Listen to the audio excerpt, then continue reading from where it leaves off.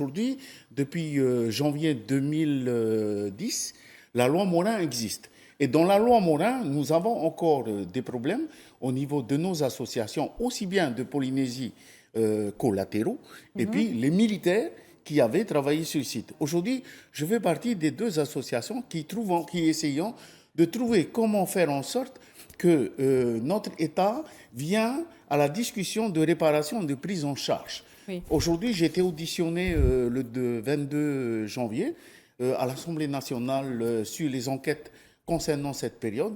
J'ai apporté mon témoignage et mon témoignage, je l'apporte depuis 2020.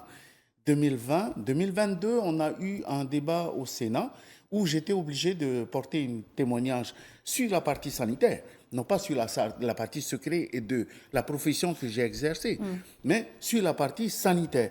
La démarche qui était faite, c'était de reconnaître que nous avons été pollués par notre pays et que c'est à notre pays à prendre en charge. Il faut savoir que la Polynésie française, on a un statut spécial par rapport à la France, comparé aux Algériens.